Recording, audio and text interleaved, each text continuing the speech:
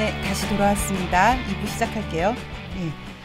자, 많은 예비 대선 주자들이 기본소득을 얘기하면서도 증세를 얘기하지 않거나 아마 눈치보느라 그렇겠죠. 그렇죠. 예, 굳이 증세라는 표현을 빼려고 하는 이유도 증세에 대한 오해가 숨어 있다는 생각이 드는데요. 맞습니다. 예, 나에게 돌아오는 혜택이 내가 내는 세금보다 많다는 것을 확인을 하면 중산층도 쉽게 증세에 동의를 해줄 것이다라고 생각을 합니다. 네, 중산층을 포함한 넓은 증세동맹, 아까 말씀하신 게 뭐였죠? 재분배를 위한 증세동맹. 재분배를 위한 증세동맹이 가능하겠죠. 네. 자, 다음 얘기로 넘어가 보도록 할게요.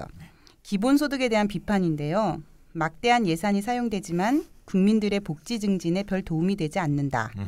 액수 자체가 너무 적다. 그러니까 충분성이 부족하다는 얘기겠죠. 네네. 필요한 사람에게 너무 적게 간다. 예, 그리고 평등할지 모르지만 실익이 없다.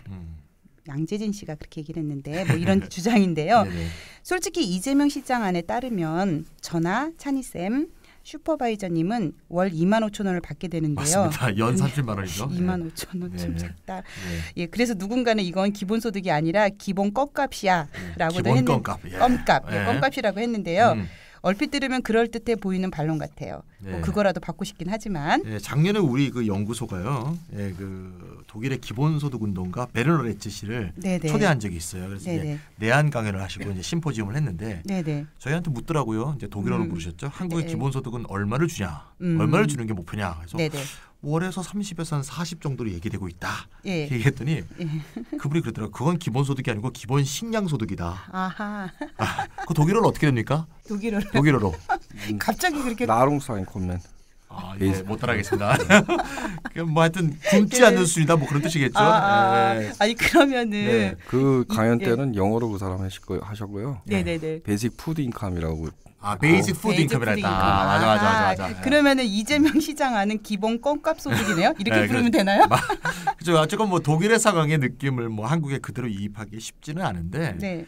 하여튼 우리로서는 어쨌건 우리가 월 30만 원을 주려고 해도 현재의 예산의 2배를 증액해야 된단 말입니다. 그러네요. 우리나라 예산이 지금 400조니까 네네. 180조를 늘리면 이게 거의 한 50%가 늘어나는 거죠. 이게 아까 설명했듯이 뭐 또 OECD 평균만 딱 올리면은 그거는 또 채워질 것 같긴 한데. 물론 아까 네. 얘기했듯이 순조세 증가는 물론 그만큼은 안 되지만 말이죠. 네. 어쨌건 그것도 현재 실정에서는 사실 대선 공약에 나오기 어려울 정도로 네네. 상당히 이해시키기 어려운 면이 있다는 거죠. 그렇죠. 슈퍼바이저님은 어떻게 생각하세요? 지급액에 비해서 돈이 너무 많이 든다. 이건 어떻게 생각하세요? 네, 이게 기본소득에 좀 많이 따라다니던 반론입니다. 네네. 특히 낮은 금액의 기본소득의 경우에는 이런 반론들이 굉장히 많이 따라다녀요. 그거 줄 바에는 뭐 이렇게 해라. 네, 그렇죠. 그렇죠. 예를 들어 그 2만 5천 원이잖아요. 토지 배당은. 근데 15조는 큰 돈같이 느껴지잖아요. 네, 그렇죠. 맞아요. 네. 2만 5천 원씩 나눠줘 갖고 무슨 효과가 있겠냐. 그런 게 재정완상이죠, 그것도 일종의. 그러네요. 15조를 좋은 데 쓰자. 그러니까 필요한 사람한테 더 주자 뭐 이럴 수도 그렇죠. 있고. 이렇게 생각할 수 있죠. 아니 뭐 거꾸로 토지 보유세를 반대하지 않는 양재진 교수는 토지 보유세도 반대하십니다. 네네. 임대소득세를 현실화하는 게 낫다 이렇게 얘기하는데 주세층을 공세하는 거다 이렇게 보시죠. 사실. 네. 근데 토지 보유세를 반대하지 않는 분도 네. 토지 배당을 꼭 해야 되냐 2만 5천 원씩 왜 나눠주냐 그걸 좋은 데 쓰자 이렇게 생각하실 수 있어요. 충분히. 그럴 것 같아요. 네. 언뜻 보면 이게 일리가 있어요. 근데 이게 기본소득의 의의를 좀 잘못 생각하는 거다라는 거예요. 그러니까 예를 들어 15조를 이건 순전히 가정입니다. 네. 15조를 청년들한테 수당으로 주지 말고 네. 기초연금 올리자 이런 주장을 할 수 있습니다. 네. 또 15조를 지금 청년층이 더 어려우니까 이쪽으로 돌리자. 네. 또는 뭐 지금 공공의료 체계가 문제가 있으니까 공공의료 확장에 쓰자.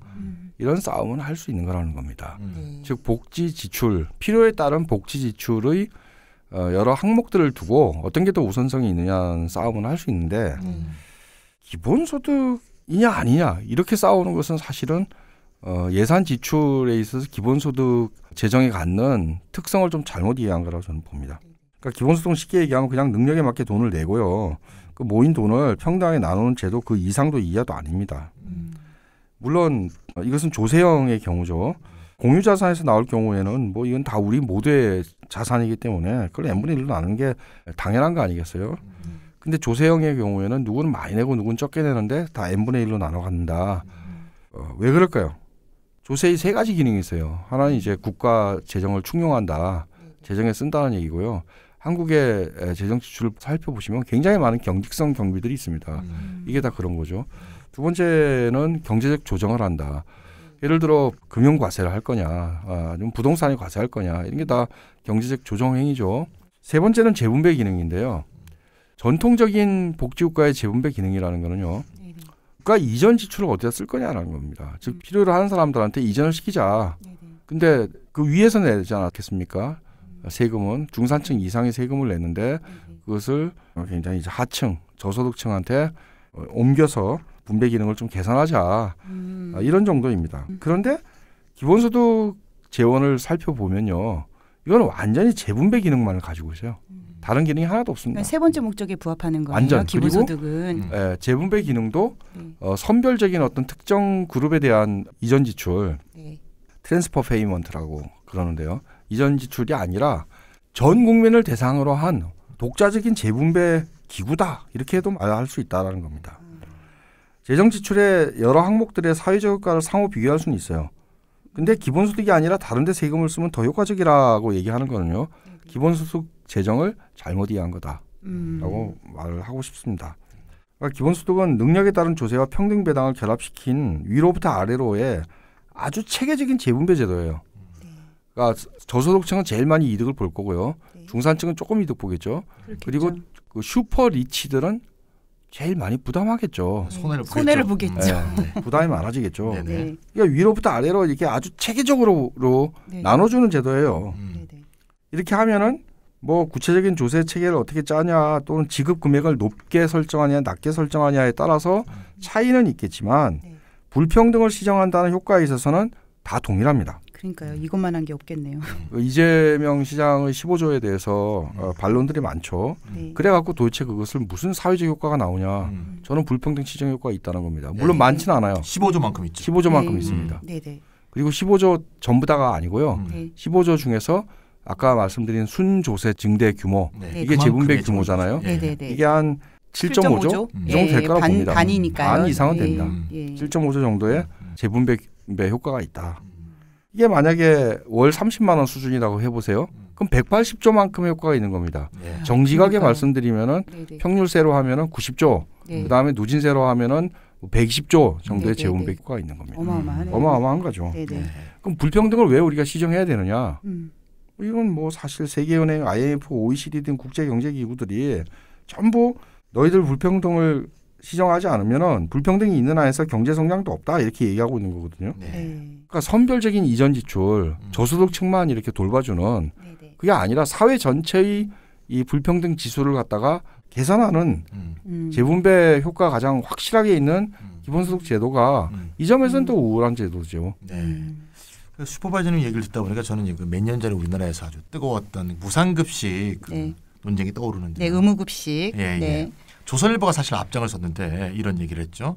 왜 부자한테는 나눠주느냐. 그렇죠. 정말 어려운 사람들한테만 급식을 해야 된다. 그때 그랬잖아요. 이재용 자식에게도. 이재용도 먹고 무료로 주냐.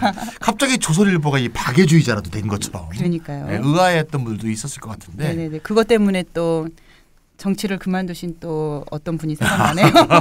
그렇죠. 휴머니즘으로 이렇게 교묘히 채색된 이 주장 속에 사실 답이 숨어 있는 건데 아까 15조를 배당하게 되면 15조만큼의 물론 정확히 말하면 순조사로는 7.5조만큼 180조면 뭐 90조만큼의 재분배 효과가 있다고 얘기했잖아요.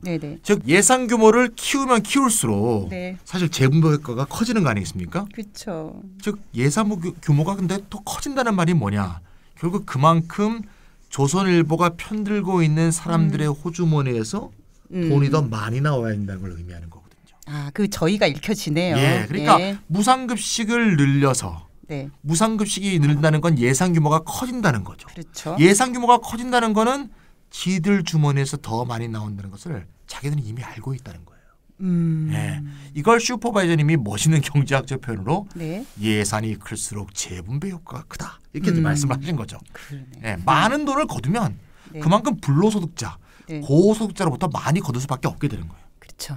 마돈나님도 아마 이제 기본소득 공부를 많이 하셨으니까 많이 안 했는데 코르피와 팔메의 재분배 역설 아마 들어오셨을 때 같은데 재분배 역설이 이게 이제 뭐냐면 저소득층 복지 조선일보가 강조했던 저소득층에게만 주는 선별복지에 집중하는 나라일수록 오히려 되려 저소득층에 돌아가는 재분배 금액이 적어진다는 역설입니다. 너무 이유가 간단한데 네. 예를 들면 뭐 저소득층한테 우리가 복지 혜택을 집중한다고 합시다. 네, 네. 막 집중했어. 저소득층만 막 지원했어. 네. 그렇다고 그 지원한 저소득층이 네. 그 상위 계층보다 더 윤택하게 살 수 있도록 지원할 수는 없잖아요. 그렇죠. 네, 그거는 불가능하잖아요. 네, 네. 윤택해도 아마 또 뭐 도덕성 들어가지고 욕할 걸요 아마. 네. 네. 한마디로 저소득층을 지원한다고 해서 네. 저소득층을 중산층으로 만들 수는 없단 말입니다. 네. 네.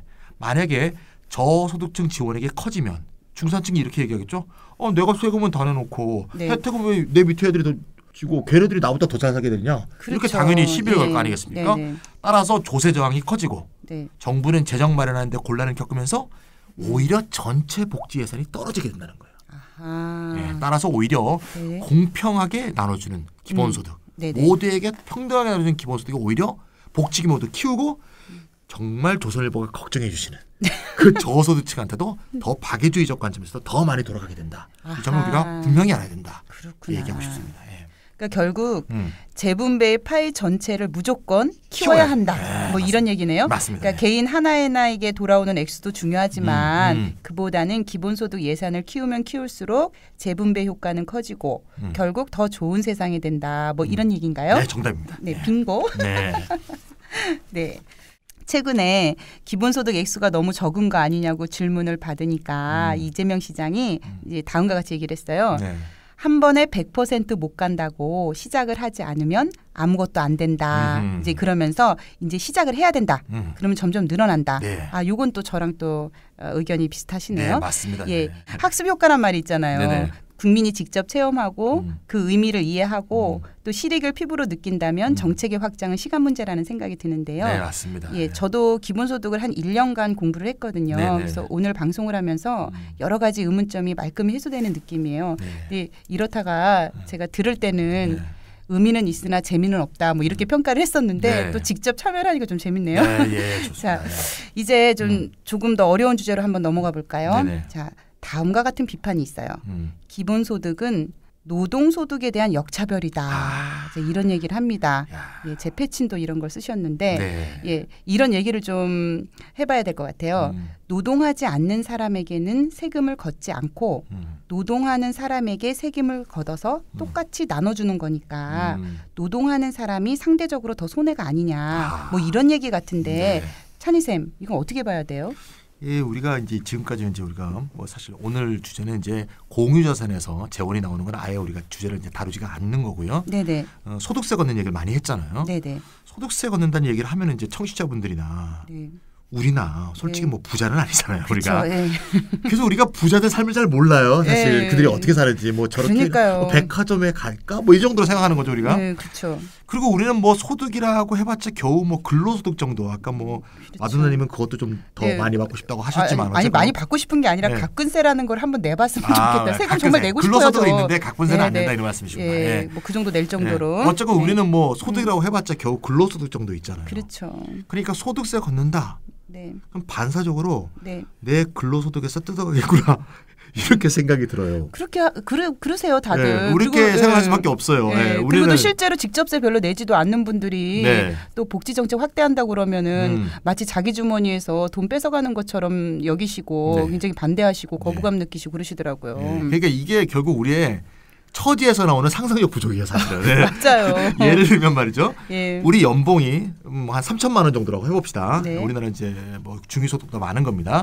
뭐 생태세, 토지보유세, 뭐 다른 게 있겠지만 네. 뭐 이런 여러 가지 재원에서 우리가 기본소득 재원을 걷어야 되겠지만 네네. 좀 단순화시켜서 오늘 이제 단순하게 얘기해서 네. 소득세율만 10% 높아진다고 한번 해봅시다. 네. 그러면 이제 세금을 이 사람은 3천만 원 내니까 네. 소득공제가 없다면 1년에 300만 연봉이 3천만 원이니까. 네, 연봉 3천만 원이니까 1년에 300만 원을 더 내게 되겠죠. 네네. 그럼 월 25만 원을 더 내게 되는 겁니다. 아 많이 내는데. 예, 그러면 이 사람이 기본소득이 30만 원을 받게 되면 5만 원 늘어나는 거 아닙니까? 그렇죠. 하지만 이 사람이 예를 들면 가족에서 유일한 생계부양자라고 한다면 네네. 3인 가구라고 할 때 네. 나도 30, 네. 내 배우자도 30, 네. 내 아들도 30, 네. 딸도 있으면 딸도 30. 네네. 그럼 4인 가족이면 월 120만 원이 기본소득으로 들어오는 거 아니에요. 아하. 그럼 결국 25만 원 내고 네, 120만 원 들어온단 말입니다. 그러면 95만 원을 더 버는 거네요. 네, 그러면 이 95만 원은 도대체 누가 낸 거냐 이거예요. 그러네요. 내 근로소득에서는 25만 원밖에 더 안 나갔는데 네네. 당연히 저보다 근로소득이 더 많은 사람도 물론 내겠죠. 그렇죠. 월 4천, 월 5천 원 사람. 그렇죠. 근데 부자들은 근로소득, 노동소득보다 다른 소득이 훨씬 많아요. 예를 들면 그렇죠. 배당소득, 음. 임대소득, 어. 이자소득, 어. 유가증권이나 부동산 양도소득, 상속소득, 증여, 연금 뭐 이런 거 굉장히 많아요. 이것 중에 하나도 해당이 안 되네요. 저는. 그러니까 이런 거를 많이 받아본 적이 없기 때문에 네. 우리는 소득세 그러면 자꾸 근로소득세, 가근세 이런 생각만 하는 거죠. 그러네요. 다 우리한테 좀 멀게 느껴지는 소득인데요. 네네. 이게 다 소득이거든요. 아하. 소득세라고 하면요. 네. 여기서 걷는 소득세가 굉장히 많아요. 그렇군요. 네. 그리고 아까 우리가 좀 제외했던 우리 단순화하기 위해서 네. 토지보유세 같은 재산과세도 해야 되겠죠. 생태세 같은 이제 특수목적 과세들 이런 건 이제 노동소득은 아닌데요. 네. 한마디로 이제 여기서도 이제 우리가 걷게 되는 거니까 이제 종합해서 얘기하면 기본소득은 사실상 노동소득을 건드리긴 하지만 네. 그게 주요한 건 아니에요. 그러니까 노동소득에서 세금을 걷어 나눠주자 이게 네네. 기본적인 그런 관념이 아니에요. 그러니까 노동소득은 혹시나 걷는다 하더라도 뭐 세 발의 피다. 그렇죠. 뭐 이런 거네요. 예. 기본소득의 재원으로 삼고자 하는 것은 토지, 자연자원 등 나오는 천혜의 소득에서 나오는 거고요. 네. 부당 불로소득이 훨씬 많은 거죠. 따라서 기본소득은 본질적으로 노동배타적인 게 아니다. 네. 노동을 역차별하지 않는다. 네. 이 점을 먼저 강조하고 싶습니다. 뭐 맞는 말씀이고요. 네. 뭐 제가 참고로 좀 몇 가지 더 덧붙이면요. 노동에서 걷어야 된다는 사람들도 있어요. 있는데 특히 이게 1980년대 같으면은 대량 실업 상태고 게다가 마치 피고용자 일자리 있는 사람들은 뭔가 일자리가 없는 사람들에 대해서 그들의 자리를 빼앗고 있는 듯한 그런 느낌이 들 때였죠. 벨기에 필리판 파레이스라는 교수가 있는데요. 이 사람이 고용지대론이 있어요. 이분이 86년에 기본소득 유럽 네트워크 만든 발기인 중에 한 분이에요. 대표적인 사람이죠. 두 번인가 서울에 와서 기본소득 네트워크 대회에도 참가했고요. 작년에도 오셨죠. 네. 고용지대론 이러한 피고용자는 실업자에 대한 지대 이익을 취하고 있다라는 거예요. 그러니까 자본뿐만 아니라 피고용자도 기본소득 재원을 부담해야 된다. 고소득자들 노동소득을 굉장히 많이 갖고 있는 사람도 부담해야 된다. 물론 최근에 와서 이 고액 연봉이 문제가 됐잖아요. 네. CEO들. 네, 그렇죠. 이 경우는 사실은 자본소득을 노동소득으로 형태 전환한 거라고 보시면 됩니다. 맞습니다. 그러니까 감옥에 가서도 배당을 꼬박꼬박 연봉을 받는다 그러더라고요. 그렇죠. 예. 그러니까 배당을 받았어야 되는 거를 네네. 뭐 여러 가지 이유로 세제상의 이유도 있을 거고요. 네. 이게 그렇게 한 거라고 보시면 되고 전 세계적으로 그런 경향이 있는 건 사실입니다. 근데 그 숫자는 굉장히 적죠. 기본소득에 드는 재원을 충당할 정도의 액수는 아닙니다. 맞습니다. 그러면 고용지대론이라는 건 상당히 일반적으로 노동자의 상층이 부담해야 된다라는 주장을 하고 있는 겁니다. 그렇구나. 일단 이론적으로 저는 문제가 있다고 생각하는데 뭐 일자리라는 게 이게 경매하고 청산할 수 있다라고 생각하기 어렵다라는 거예요. 근데 고용지대로는 그런 전제 위에 서 있죠. 제가 이 일자리 그만둘 수는 있어요. 네네. 직장 그만 다니겠다고 나올 수 있는데 네. 제가 시장에 가서 네. 혹시 내 직장에 다닐 사람하고 해서 네. 내 일자리를 팔 수는 없어요. 그러니까 거래는 불가능하죠. 불가능하죠. 일자리가. 일자리를. 네네네. 네. 그렇게 경매 처분을 할 수 있다고 전제를 해야 지대이익이라는 말이 성립이 되는데 네네. 그렇게 할 수 없다면 고용된 사람이 실업자에 대해서 지대이익을 누리고 있다 이렇게 말할 수가 없게 되는 건데. 또 하나는요. 네네. 80년대, 70년대 말부터 시작됐다 그러는데 80년대 이후로 전 세계적으로요. 노동소득 분배율이 떨어져 갑니다. 국민 총소득 중에서 GNI네요. 노동소득이 차지하는 비중이 떨어져 갑니다. 그 유명한 토마 피케티의 21세기 자본에서 네. 아주 그 통계학적으로 잘 설명한 바 있죠. 예. 물론 한국은 노동소득 분배율이 네네. OECD 평균보다 10% 적습니다. 10%가 또 이것도 적어요. 아까도 그 공공복지지출도 10% 적고 총조세 부담률도 10% 적고 노동소득 네네. 분배율도 10% 적습니다. 다 네. 10%씩 평균보다도 떨어지는데요. OECD에 들어갈 자격이 있는 건가요? 네. 참. 얼마 전에 제가 그 로버트 라이시 그 네네. 기본소득 주장하는 미국 학자인데요. 네네. 클린턴 행정부 때 노동부 장관을 지냈던 사람이 큰 강당에서 PPT 동영상을 돌리면서 이제 강연하는 걸 봤는데 아주 그 강연이 인상적이었어요. 뭐 누구나 다 알고 있는 얘기를 굉장히 그래프로 쫙 보여주니까 그래프로 쫙 느낌이 오잖아요. 보여주니까 느낌이 오던데 그러니까 나중에 강연하실 때 PPT 좀 잘 만드세요. PPT만 잘 만들어도 그러니까 강의 효과가 훨씬 좋아져요. 굉장히 방송 좋다. 중에 싸우지 네. 마세요.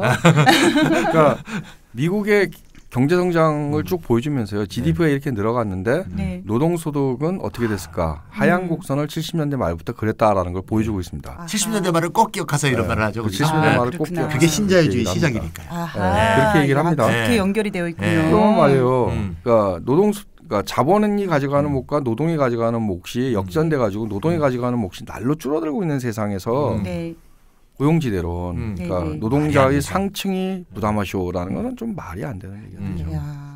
그러니까 판파레이스가 정말 좀 특이한 주장을 하고 있네요. 근데 접어야 됩니다. 이분도. 그러니까요. 나이가 많이 드셨는데 옛날에 주장하던 거 좀 접어야 됩니다. 나이 들어서. 그러니까요. 좀 새로운 걸 좀 받아들이셨으면 좋겠네. 그러니까 제가 얼마 전에 캐나다 반빈곤 운동가 존 클락의 글을 읽었는데요. 실은 제가 좀 영어를 몰라가지고 찬희쌤께 좀 부탁을 드렸어요. 번역을. 예. 그 찬희쌤의 번역문은 페이스북 이곳저곳에 포스팅되어 있고요. 네, 제 블로그에도 있습니다. 예. 제 블로그는 네이버에 김찬휘라고 치면 나옵니다. 깨알 같은 홍보하십니다.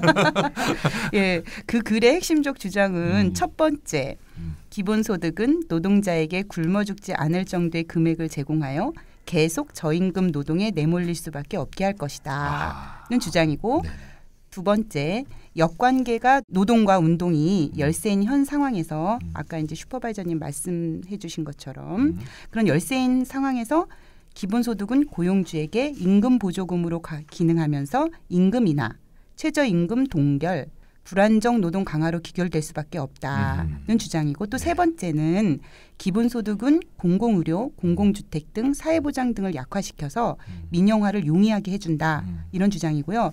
또 마지막 네 번째 결국 기본소득은 신자유주의와 자본이 만들어 놓은 덫이다. 아, 심하게 말씀해 주셨네요. 우린 결국 막 신자유주의랑 반대다 막 이런 얘기하고 있었는데. 네네네. 저도 이제 마돈나님이 글도 소개해 주시고 제가 이제 번역을 해서 이제 같이 읽었는데요.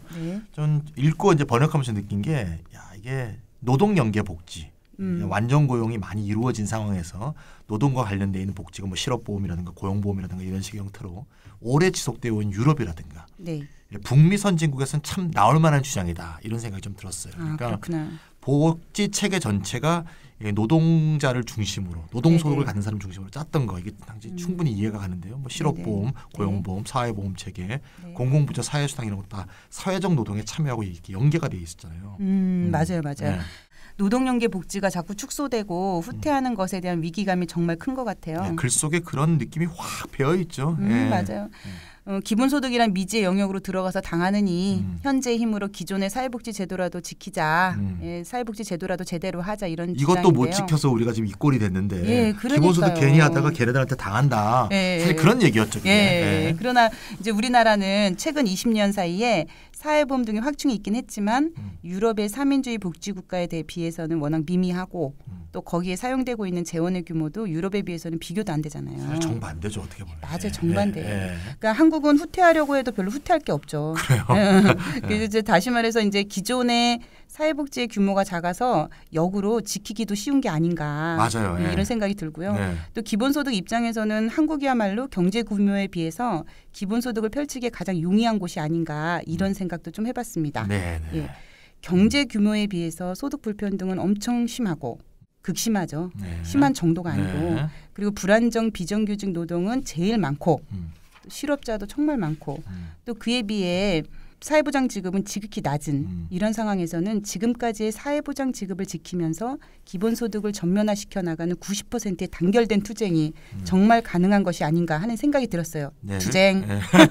그러니까 유럽이나 국무의 선진국은 사회보장 지급이 워낙 많았기 때문에 이걸 지켜내는 것도 상당히 급급하게 수가 있고 또 지켜내야 될 게 굉장히 많잖아요. 근데 우리나라는 별로 지킬 게 별로 없기 때문에 작은 걸 지키면서 이제까지 얻은 거를 또 기본소득을 전면적으로 실시하기에 가장 좋은 나라인 것 같아요. 그래서 저도 마돈나님 생각하고 이제 생각이 같고요.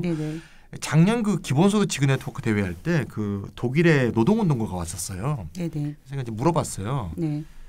영어로 물어보셨죠? 네, 이 사람 영어 독일? 독일어로 영어로 했어요. 저보다 영어를 좀 못하더라고요. 죄송합니다. 그 사람 브레멘에 있는 노동운동가죠. 그래서 제가 물어봤어요. 누가 제일 기본소득에서 독일에서 반대하냐니까 노조 상층 지도부다. 이렇게 얘기하더라고요. 우리도 지금 스물스물 지금 이러고 있습니다. 네, 우리나라도 지금. 사실 노조 상층 네네. 지도부가 별로 지지하지 않죠, 사실. 그렇죠. 우리나라 같은 경우 예술가라든가 네. 비정규직 노동자, 불안정 노동자들이 사실 많이 지지하고 있죠. 그렇죠. 아무래도 이제 노조의 조직력, 투쟁력, 교섭력에 의존하지 않고 네. 국가와 노동자가 직거래하는 거잖아요, 사실 기본소득은. 그렇죠. 네, 그러니까 노조의 존재 이유라든가 노조 지도부의 지도력이 약화되지 않을까 이렇게 우려하고 있는 것 같다고 그분이 얘기하시더라고요. 아, 그분이 말씀하신 네, 거죠. 예. 그래서 노조의 밑에 있는 노조 조합원들 많이 좋아해요. 근데 노조 지도부가 싫어합니다. 막 그렇게 얘기하더라고요. 그래서 제가 그러면 그런 노동운동가들한테는 어떻게 설득합니까? 네네. 이렇게 물어보니까 네. 이 사람이 이렇게 얘기한대요. 네. 기본소득은 파업기금이다. 아하. 네, 이렇게 설득. 이러니까 네. 확 또 설득이 되는데요. 기본소득을 받으면 네. 파업기관의 네네. 자본이 무임금으로 네네. 대응하더라도 우리는 그 기본소득으로 버티면서 싸울 수 있다는 얘기죠. 그렇죠. 그러니까 노동운동에도 맞아, 그럴 보탬이 될 수 있겠네. 있다. 이렇게 네. 설득을 한다는 거예요. 네네네. 그러니까 아까 이제 클라크는 정반대로 주장했는데 네. 기본소득을 주면 자본가한테 임금 보조금을 주는 거고 네네. 고용주는 임금 인상의 압박감을 느끼지 않게 돼서 장기적으로 볼 때 임금이 오히려 감소할 것이다. 이렇게 주장했거든요. 네네. 아 그러니까 이제 기본소득이 주어지면 그것을 감안해서 임금 조정을 할 거라는 거죠. 그렇죠, 그렇죠. 자본가들이. 네. 예. 그러니까 존 클라크의 주장은 그래서 저는 네네. 그럴 수도 있고 그렇지 않을 수도 있다는 거죠. 좀 생각이 잘못된 게 네네. 임금은 미국의 프로야구 구단이 아니에요. 음. 미국의 프로야구 구단의 프로농구 구단은 셀러리 캡이라는 게 있어요. 아 그래요? 그러니까 어떤 구단에 네. 특정 금액 이상을 줄 수가 없어요. 그렇게 되면 어떤 사람이 많이 연봉을 타면 네. 다른 사람이 연봉이 적어지게 되겠죠. 그러니까 총액에서 나눠주는군요. 그렇죠. 총액에 네. 나눠주니까. 근데 사회 속에서의 임금을 네네. 이렇게 시장주의적으로 해석하는 거는 네네. 좀 잘못된 생각이 아니냐. 예를 들면 기본소득 40만 원을 주면 네네. 임금이 40만 원 줄 수 있는 유인 동기가 생길 것이다. 네네네. 유인 동기가 전혀 없는 건 아니지만 반드시 그런 결과가 생길 수는 없는 거거든요. 그러니까 클락은 아무래도 자본가에게 감정이입을 한 거 아닌가 이런 생각이 좀 드네요. 예. 네. 임금은 역사적 사회적으로 결정되는 거지 네네. 시장으로 결정되는 게 아니거든요. 네네. 결과적으로 노동자의 조직력, 투쟁력, 교섭력에 달려 있는 거고 네네. 기본소득이 도입된 후에 임금이 하락한다면 네. 하락할 수 있어요. 그렇죠. 이건 기본소득 때문이 아니고 네네. 노동운동의 힘이 계속 약화되고 있기 때문이죠. 음흠. 오히려 기본소득을 받아서 네. 이걸 파업기금으로 활용해서 네네. 노동운동이 더 발전할 수 있다면 네네. 오히려 기본소득도 받고 임금도 사실 하락을 저지할 수 있는 거죠. 그러니까 저 같아도 음. 만약에 파업을 하고 싶어도 당장 먹고 살 게 걱정이 되면 파업을 못 하거든요. 맞습니다. 근데 예. 기본소득이 있으면 네. 제가 버티면서 할 수 있죠. 억울한 입장에 있을 네. 때 딱 버틸 수 있을 것 같아요. 그리고 파업도 그냥 할 수 있을 것 같고. 네. 예, 그러니까 그런 클라크가 생각이 지금 이제 기본소득 도입하고 네네. 임금 하락을 이렇게 인과구조처럼 얘기하고 있는데 예, 예, 예. 이거는 적절하지가 않다. 네, 미국만 그러네요. 예를 들더라도 네. 알래스카를 제외하고는 미국은 기본소득이 없잖아요. 그렇죠. 근데 70년대 이후 아까 라이히 얘기도 했지만 네, 계속 노동소득 증가는 네, 네. 안 되고 노동 생산성 향상을 계속 밑돌았거든요. 기본소득이 없었는데도 네. 임금은 계속 하락했단 말입니다. 네, 네, 네. 그러니까 신자유주의에서 노동운동이 해체되면서 네, 네. 노동운동의 힘이 약화되면서 네네. 노동소득이 줄어든 거지 이게 기본소득으로 인해서 줄어든다면 그런 인과관계를 잡을 수가 없다는 거죠. 네, 네, 네. 그건 그래서 아예 전제 자체가 잘못됐다는 거죠. 잘못됐다고 네. 생각할 수 있겠네요. 그래서 뭐 이렇게 얘기하기 또 곤란해요. 기본소득을 도입하면 네. 파업기금이 생기니까 무조건 노동운동의 힘이 세지고 네네. 무조건 임금도 커질 것이다. 이렇게도 또 얘기할 수도 없어요. 그러니까 기본소득이 이 경향을 못 바꿀 수도 있어요. 전 그렇게 얘기하고 싶은데. 네. 근데 그렇다고 해도 네, 이건 기본소득 탓은 아니에요. 그렇죠. 예. 그러니까 오히려 기본소득이 파업기금으로 작용해서 반격의 실마리를 제공할 수도 있지 않을까 하는 기대감을 갖고 네. 우리가 이제 노동운동의 힘을 그렇게 좀 더 강화시켜야 되는 게 아닌가 이런 생각이 듭니다. 아, 네. 그 미국 그 사회학자 계급론으로 유명한 에릭 올린 라이트는 어떻게 봤냐면요. 네. 기본소득을 도입하면 임금 올라갈 거라 그랬어요. 네네. 임금 아, 효과가 그래요? 있다. 오호. 라는 거였고요. 네네. 물론 기본소득과 노동의 관계는 뭐 임금 효과만이 아니라 고용 효과나 뭐 창업 효과, 네네. 사회적 경제 효과 이런 게 있다라는 주장도 하죠. 중요하죠. 예. 그 얘기는 오늘 이 대목의 주제는 아닌 것 같고요. 일단 네네. 임금 효과를 왜 그렇게 얘기를 했냐면 파업기금이라는 얘기하고 그냥 비슷한데 일단 에릭 올린 라이트는 그 교섭력은 힘의 역관계에서 결정이 된다고 보고요. 네. 근데 그 힘을 구성하는 게 조직력이 있고 그다음에 제도적인 힘이 있고 그다음에 상황이나 정세가 있다. 이렇게 보는 거죠. 그러니까 조직력은 약하더라도 노동법이라든지 노동보호 제도가 잘 돼 있으면은 협상력이 강할 수가 있고요. 그런데 노동보호제도는 약하더라도 조직률이 뭐 50% 60%다 그러면 굉장히 강한 교섭력을 갖겠죠. 그 노조가. 그렇죠. 그런데 여기에 이제 상황적 요소도 들어간다는 거예요. 그것은 뭐냐면은 굉장히 뭐 단순한 상황도 있습니다. 예를 들어 어떤 부분에 노동 공급이 굉장히 적은 경우 그리고 또는 뭐 약간의 장인적이고 수공업자적인 어떤 그 특성을 가진 경우 그럴 경우 임금이 높이 형성이 되겠죠. 그렇지 않은 경우 대체가 항상 가능하고 그럴 경우에는 낮게 떨어질 거고요. 저임금화 현상이 나타날 거고. 기본소득이라는 것은 사실은 이런 상황적인 요소를 전국적으로 그리고 규모에서 바꾼다라는 거예요. 그래서 임금 상승 효과를 가질 것이라고 그는 생각합니다.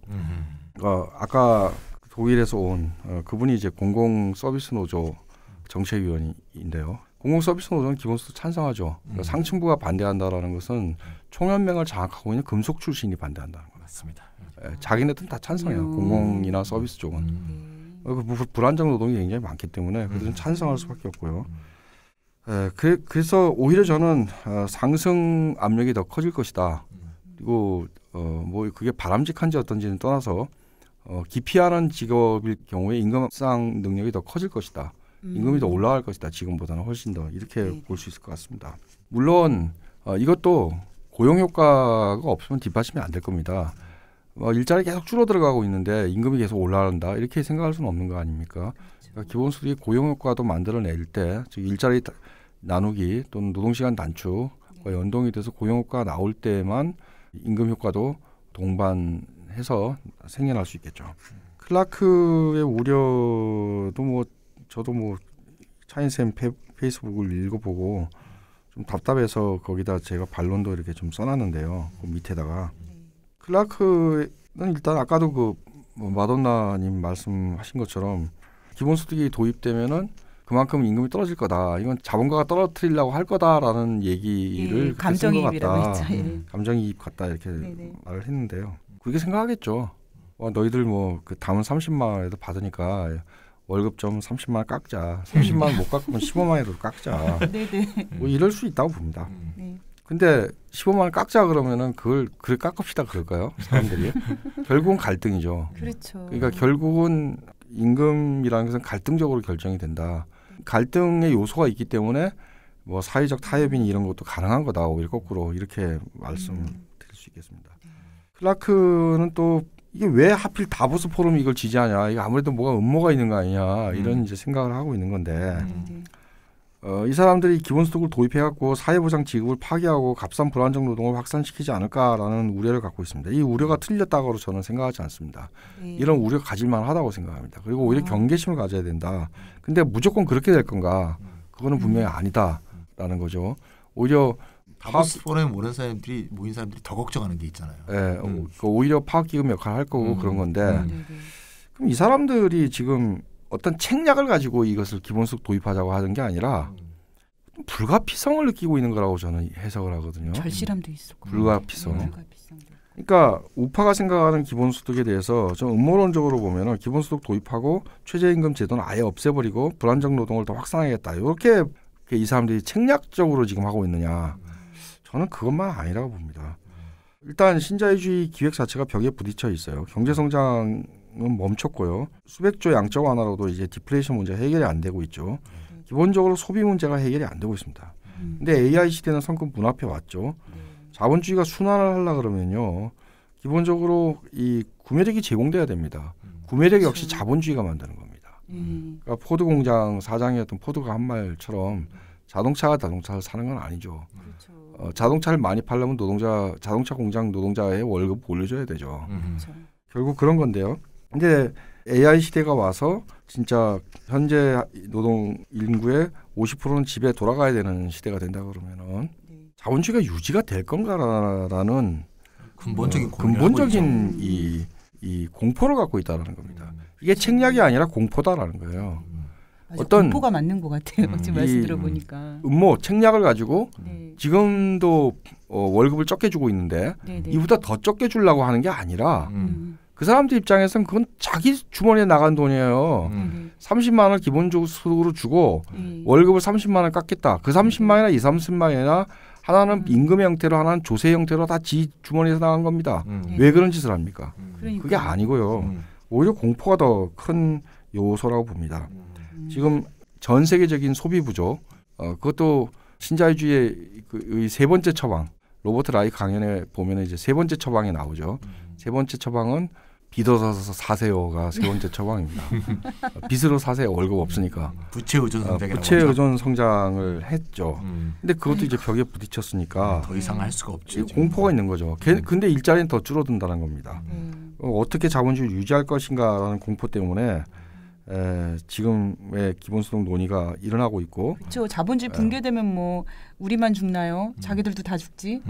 그렇죠. 제일 크게 느끼겠죠. 네네. 그러니까 이 위기 상황이 지금의 브렉시트나 트럼프 같은 극우파한테만 나타나는 게 아니고 이와 같이 뭐 다보스 포럼처럼 어떤 그런 좀 먼 미래에 대한 공포, 그 속에서 기본소득을 도입하는 게 자본주의를 살리는 길이다라는 생각, 이런 것들이 나타나고 있다라고 봅니다. 네, 무엇으로 강제할까라는 이제 클라크의 질문. 근데 기본소득은 너무 어려우니까 있던 일이나 열심히 하자라는 얘기인데 있던 일을 열심히 할 능력이 됐으면 이까지 밀려오지도 않았겠죠. 이미 그렇게 됐죠, 우리가. 이 역관계라는 게 이미 뭐 사실은 노동조합 운동의 조직력이 강한 추세에 있고 경제적인 지배력도 날이 갈수록 소수에 집중되고 있고 정치적 대표성에서도 이미 기울어진 운동장입니다. 그렇죠. 이 역관계를 바로 뒤집어야 된다. 한번 뒤집어야 된다. 그럼 어디서 뒤집을 수 있을까? 노동조합 운동 중요하죠. 그런데 사실은 뒤집을 수 있는 힘이라는 것은 부채 의존 성장 시기에 빚을 지고 있는 거의 모든 노동자들, 그리고 실업자들, 불안정 노동자들, 쉽게 얘기하면 뭐 신자유주의의 피해 대중이라고 말할 수 있는 사람들이 소득 주장을 할 수밖에 없는 국면이 왔다라는 겁니다. 우리에게도 뭐 소득을 내놔라 라는 주장을 할 수밖에 없는 국면이 왔다. 그러니까 자본의 입장에서는 이게 뭐 순환의 확보겠지만요.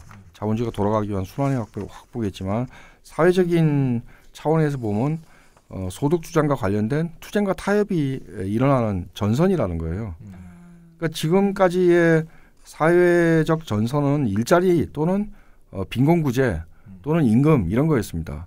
앞으로의 사회적 전선은 전국적인 전사회적인 본격적인 재분배 문제로 이제 옮겨간다고 저는 생각이 들어요. 그러니만큼 기본소득이라는 것은 좌우파 모두에게 중요한 화두가 될 수밖에 없는 거라고 봅니다. 그렇군요. 사실 뭐 기본소득이 저는 이게 자본가와 신자유주의가 기획한 것이다. 네. 이건 이제 팩트 자체가 사실 아니라고 보는데 네네. 사실 그 클라크 주장에서 보면 다보스 포럼에 모인 사람들이 네네. 이거 참 좋은데 이래갖고 이제 마치 책략적으로 기획한 것으로 되어 있는데 사실 기본소득은 우파 좌파 모두 오랫동안 주장해 온 거고 사실 이제 좌파 쪽에서 사실 이렇게 이끌어왔죠. 네네. 현대적 기본소득 이론만 해도 이제 1986년에 이제 유럽 기본소득이 생겼으니까 30년이 넘었잖아요. 네네. 근데 그게 왜 최근 몇 년 동안 갑자기 급부상을 했느냐? 저도 사실 그게 궁금하더라고요. 상황이 무르익은 거죠. 상황이. 신자유주의는 완전히 벽에 부딪혔고 2008년도 금융위기가 있지 않았습니까? 네네. 그러고 나서도 세계 경제는 회복이 안 되고 네네. 아까 말씀했지만 부채 의존 성장도 한계에 봉착했고 네네. AI는 벌써 눈앞에 다가왔고 네네네. 고용으로는 도대체 먹고 살 수 없는 세상이 됐는데 네네. 도대체 이 물건은 누가 사줄 것이냐. 그렇죠. 이런 문제가 되면서 네네. 우파들이 급작스럽게 관심을 갖게 된 거죠.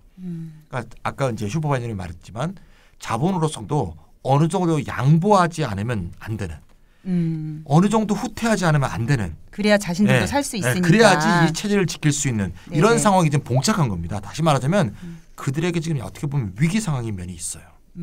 그래서 우리가 뭐 그 자본이 그래서 불안정 노동자와 실업자의 소득 주장에 대해서 이제 수용할 수밖에 없는 상황이란 건데 그건 이제 거꾸로 얘기하면 우리 입장에서는 지난 30년 동안 신자유 시대 동안 계속 후퇴하고 계속 밀려왔잖아요. 그렇죠. 이거를 반격할 때가 오지 않았는가 하는 것을 잘 말해준다고 보고요. 우리가 지금까지 얻은 것, 사실은 사회 보장 이걸 지키면서 더 이상 빼앗기지 않으면서 우리가 기본소득을 실시하고 더 높은 기본소득으로 점점 발전시키고 이렇게 하면서 우리가 반격을 좀 해야 될 때가 아닌가. 저들이 몰렸을 때 더 세게 쳐야 된다. 저는 그런 생각이 들고요. 기본소득이 좋은 점은 90% 아까 누진세에 따라서는 95%까지 될 수도 있는데 이 단결할 수 있는 의제라는 점에 저는 처음 들었을 때 제일 좋았어요. 왜냐하면 같은 노동자라고 해도 정규직하고 비정규직 단결하기 참 어렵잖아요. 맞아요. 처우도 다르고. 갑자기 영화 밥곤 양이 생각나네요. 천차만별이잖아요. 네네. 공동의 기표가 없어요. 단결할 수 있는 의자가 없어요, 사실. 그러니까요. 예, 공허하잖아요, 사실. 비정규직 철폐하라고 외치지만 네. 사실 공허하거든요, 사실. 공허하죠. 네, 공허했거든요. 근데 기본소득은 90% 국민의 요구가 달이래요. 동맹을 재구축할 수 있어요. 단지 빈곤으로부터 일부가 해방되는 게 아니라 네. 새로운 삶을 향한 90%, 95%의 동맹이 가능해진다는 거죠. 그래서 저는 기본소득이 신자유주의자의 미끼라고 생각하지 않아요. 네. 그들이 이기면 결국 미끼라고 후세의 역사가 설명해 주겠지만 그렇겠죠. 네. 이건 기본소득 자체가 하나의 전장이고 네. 배틀필드, 네. 싸움의 접점이 아닌가. 여기서 바로 지금 부딪히고 있는 게 아니냐. 되게 비장해요. 네, 기본적으로 어떻게 할 것이냐, 네. 어떤 형태로 가야 될 것이냐, 얼마나 해야 될 것이냐 이런 걸 둘러싸고 지금 싸움이 벌어지고 있다. 저는 그런 생각이 듭니다. 네, 그게 많이 바뀐 거라고 생각합니다. 그러니까 옛날에 기본소득 책을 보면요, 기본소득의 난점에 대해서 기본소득이 이게 중범위 효과를 갖는다 정치적으로. 그런데 어떤 사회단체, 어떤 운동조직, 어떤 노조, 어떤 정당에서 이게 제1 공약이 되기 힘들다. 그런데 상당히 넓은 중범위 효과를 가질 수 있다. 두 번째, 세 번째 정책으로 내걸은 상당히 많은 사회단체와 심지어는 중도 우파까지도 찬성할 수 있다. 근데 이게 장점이자 약점이다 이렇게 얘기를 합니다. 사실 제가 2007년에 대통령 선거에 나왔을 때 1번 공약이 기본소득이었거든요. 네. 그렇게 하면 중범위 공비 효과가 있다 그러면 2번이나 3번을 해야 되는데 1번으로 걸었던 것은 그것 때문에 당선이 안 되신 거 아닌가 모르겠는데 그걸 1번으로 내셨기 때문에 이게 뭔가 신자유주의 시대가 좀 끝나간다. 위기의 징후 이런 거였고요. 네네. 그 2007년 연말이었으니까요. 뭐 경제위기 2008년인데 몇 달 미국 후잖아요. 금융위기 나오기 전에 아직 전에 바로 몇 달 후잖아요. 네네. 사실은 그러니까요. 그것은 뭐 분석의 문제가 아니라 신통력이 있었던 것 같아요. 분석의 문제가 아니죠. 성견 직관의 문제인데 지금은 이게 제1공약화되고 있다는 겁니다. 사실상. 그게 상황의 변화죠. 상황에 굉장히 큰 변화가 있다는 거고요. 두 번째는 어쨌건 낮은 기본소득이라도 도입이 되면은 그게 뭐 어떤 효과가 있느냐. 우리 효과 많이 따졌잖아요 지금. 180조 도입이 되면 180조만큼 최소한 90조만큼의 재분배 효과가 있다. 불평등이 그만큼 시정될 거다는 말씀을 드렸잖아요. 근데 그게 도대체 그 말의 뜻은 뭐냐. 불평등이 시정된다는 게 도대체 뭔 소리냐. 재분배 효과가 확실하다는 게 도대체 뭔 소리냐를 좀 말씀드리고 싶어요.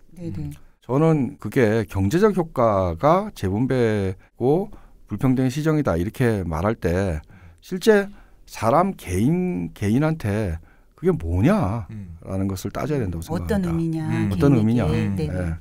쉽게 얘기하면 이건 시간의 재분배입니다.